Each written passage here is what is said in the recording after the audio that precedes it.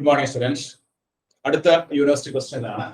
Locate all relative extrema and saddle points of f of xy is equal to 4xy minus x raised to 4 minus y raised to 4.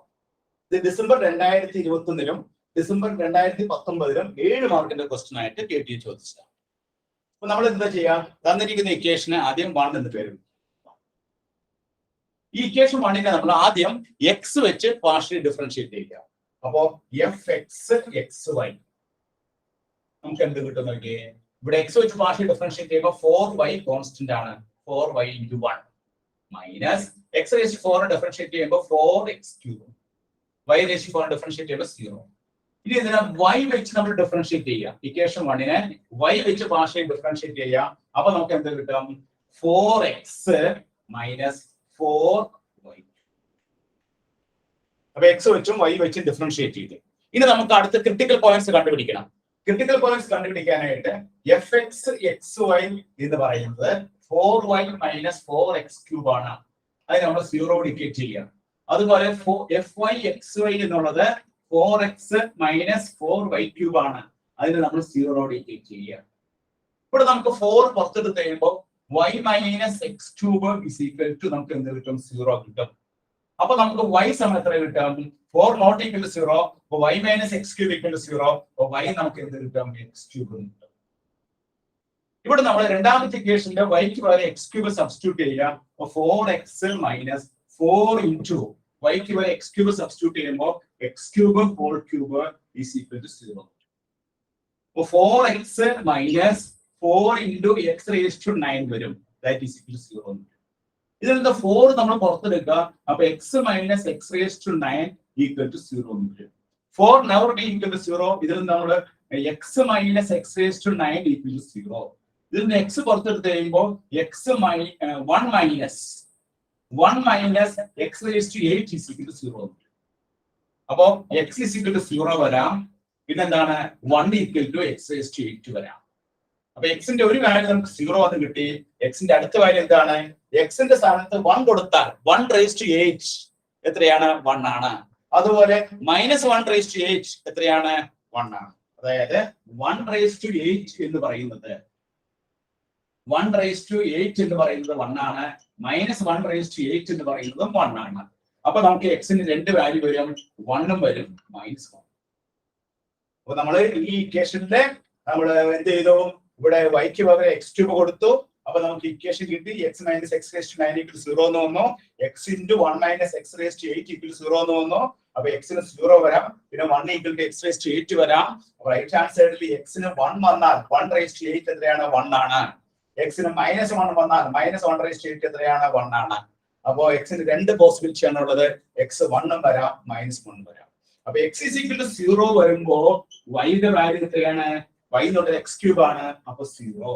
x is equal to 1 വരുമ്പോൾ y യുടെ value എത്രയാണ്? 1 cube ആണ്, 1. x is equal to minus 1 വരുമ്പോൾ y യുടെ value എത്രയാണ്? Minus 1. അപ്പൊ നമുക്ക് 3 critical points കിട്ടി. ഏതൊക്കെയാണത്? 0 0 1 1 മൈനസ് 1 മൈനസ്. ഇങ്ങനെ 3 ക്രിട്ടിക്കൽ പോയിന്റ്സ് ആണ് നമുക്ക് ഈ ഇക്വേഷൻ സോൾവ് ചെയ്തപ്പോൾ നമുക്ക് കിട്ടിയത്. ഇനി ഈ ക്രിട്ടിക്കൽ പോയിന്റ്സ് സാഡിൽ പോയിന്റിന്റെ റെപ്രസെന്റ് അല്ലെങ്കിൽ മാക്സിമത്തിനെ മിനിമത്തിനെയാണോ എന്നുള്ളത് ചെക്ക് ചെയ്യാം. അടുത്ത പ്രൊസീജിയർ അതാണ് കേട്ടോ. അതിന് നമ്മൾ എന്ത് ചെയ്യണം? സെക്കൻഡ് ഓർഡർ പാർഷ്യൽ ഡെറിവേറ്റീവ്സ് കണ്ടുപിടിക്കണം. സെക്കൻഡ് ഓർഡർ പാർഷ്യൽ ഡെറിവേറ്റീവ്സ് കണ്ടുപിടിക്കണം. ഫസ്റ്റ് ഓർഡർ നമുക്ക് നമ്മുടെ കയ്യിലുണ്ട്. fx xy നെ വീണ്ടും നമ്മൾ x വെച്ച് ഡിഫറൻഷിയേറ്റ് ചെയ്യുമ്പോൾ fx xy സമയത്ത് കിട്ടുന്ന നോക്കിയേ. ഇവിടെ x വെച്ച് ഡിഫറൻഷിയേറ്റ് ചെയ്യുമ്പോൾ ഇത് 0 ആയി പോകും. ഇവിടെ നമുക്ക് minus 12x square minus 4x ക്യൂബിനെ ഡിഫറൻഷിയേറ്റ് ചെയ്യുമ്പോൾ മൈനസ് 12x സ്ക്വയർ. fyy നമ്മൾ x ഡിഫറൻഷിയേറ്റ് ചെയ്യുമ്പോൾ എന്താ കിട്ടണേ? Minus 12y square. x constant ആണ്. ഇനി xy എന്ന് പറഞ്ഞാൽ ഈ fx നെ y വെച്ച് ഡിഫറൻഷിയേറ്റ് ചെയ്യാം. y വെച്ച് ഡിഫറൻഷിയേറ്റ് ചെയ്യുമ്പോൾ നമുക്ക് കിട്ടുന്നത് എന്താണ്? 4 എന്ന് കിട്ടും. 4x ക്യൂബ് കോൺസ്റ്റന്റ് ആണ്. അപ്പൊ നമുക്ക് fxx കിട്ടി, fyy കിട്ടി, fxy കിട്ടി. ഇനി d കാൽക്കുലേറ്റ് ചെയ്യുന്ന ഫോർമുല നമുക്ക് അറിയാം. എന്താണ് d calculate formula? fxx naught y naught fyy x naught y naught fxy the whole square. ഇതാണ് d കാൽക്കുലേറ്റിന്റെ ഫോർമുല. ഇവിടെ നമുക്ക് ഒന്നിൽ കൂടുതൽ പോയിന്റ്സുകൾ ഉള്ളത് കൊണ്ട് നമുക്ക് എന്ത് ചെയ്യാം? നമുക്കൊരു ടേബിൾ വരയ്ക്കാം. ടേബിൾ വരച്ചാൽ എളുപ്പം കൊണ്ടുവരാൻ ചെയ്യാനായിട്ട്. Critical points. The critical point in the column. ഇതിനാണ് എക്സ് നോട്ട് വൈ നോട്ട് എന്ന് പറയുന്നത് കേട്ടോ. അപ്പൊ ഈ ഫസ്റ്റ് പോയിന്റ് ഏതാണ്? 0 0. രണ്ടാമത്തെ പോയിന്റ് ഏതാണ്? 1 1. മൂന്നാമത്തെ പോയിന്റ് ഏതാണ്? -1 -1. 3 പോയിന്റ്.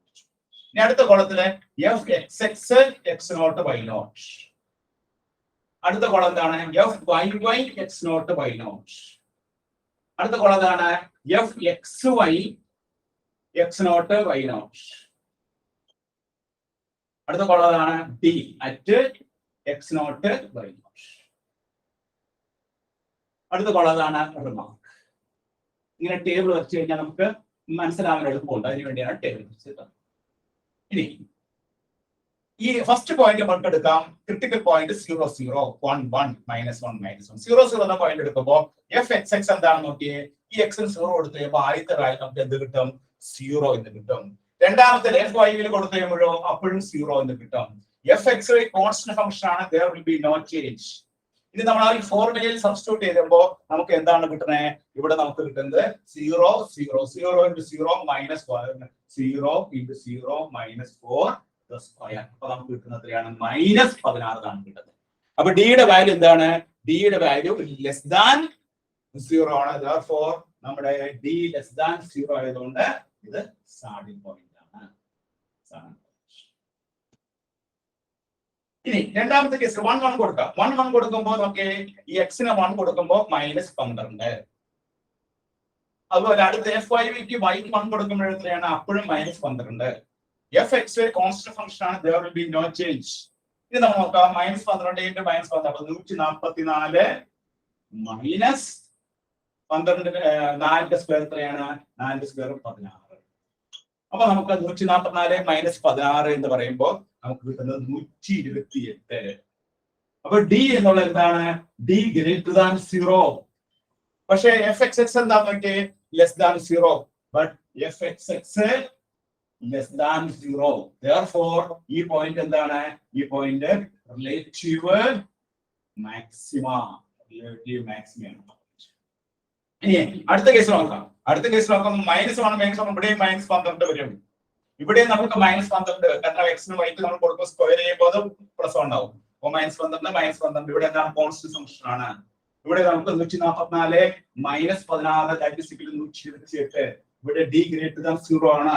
എഫ് എക്സ് എക്സ് എന്താണ്? F X X less than 0 ആണ്. therefore relative max. അപ്പോ 1 1 -1 -1 എന്നുള്ളത് റിലേറ്റീവ് മാക്സിമ.